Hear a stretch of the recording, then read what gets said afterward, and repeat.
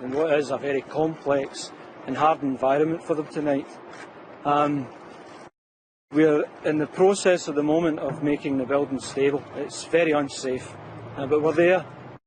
We're carrying out extensive work, and we'll be here for as long as it takes to make sure that we get those rescues done. How many people are trapped inside? It's difficult to tell just now. It's a case of working hard within the building to try and determine how many casualties are there.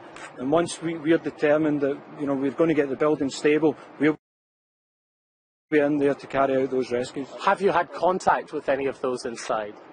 We've had some contact, and we're working away just now to make sure that the building's safe, and it's safe in order to get people out.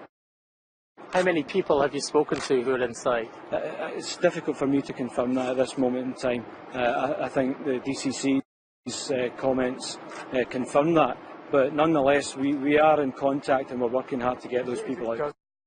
Dozens of people inside, or single figures, would you say? It's hard to tell just now. We're in contact and we're working hard to get them out. And in terms of what your firefighters are actually doing, are they inside the pub at the ground level? Are they simply talking to people through the roof? Can you just describe what they can see, what they can tell, what they are doing? We've got 125 firefighters here. They're not only working outside the perimeter of the building, they're working inside. They've been in the cellar, they've been on the roof. We are in this building and we're carrying out rescues and we're working hard. Has anybody been rescued? There was a number of casualties removed earlier on at the start of the incident, and they've been taken to hospital and other locations. Can you tell us how many? It's numerous. I'm unsure how many. I mean, you're talking dozens of casualties taken out, or can you even give us a rough... Numerous casualties removed when we arrived earlier. Can you give us a sense of the state of them and their injuries? What type of injuries are we talking about? Well, their injuries are consistent with this type of incident. You can imagine how the condition they're in, but I'm not at liberty to discuss their actual condition.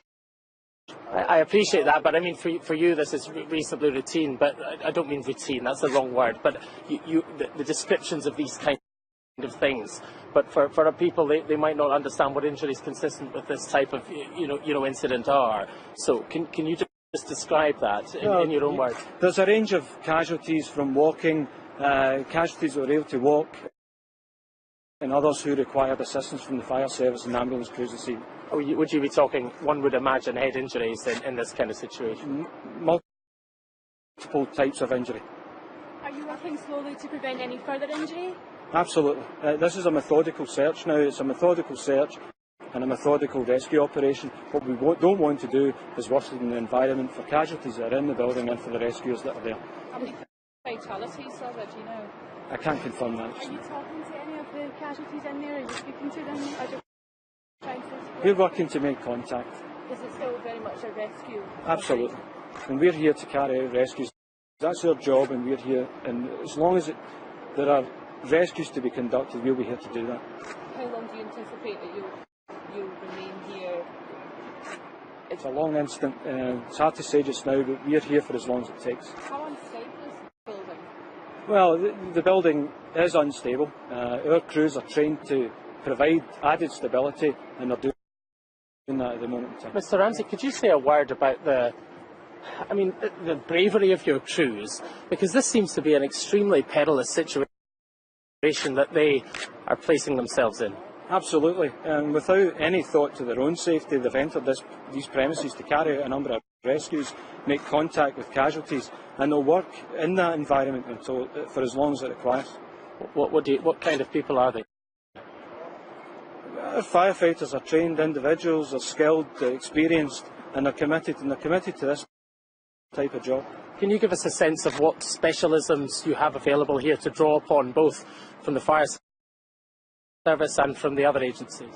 In terms of the fire service, what we have been able to do is draw in specialist resources from across Scotland. So we've got appliances, equipment and crews from Dundee, Falkirk, Edinburgh, and because we are the Scottish Fire and Rescue Service, we can draw on multiple resources for as long as this incident takes. What kind of equipment are you talking about? What kind of specialist training are you talking about?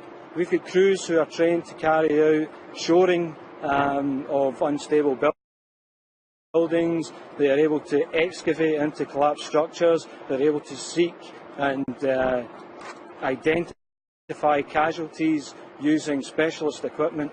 We've got the resources and we plan to deploy them.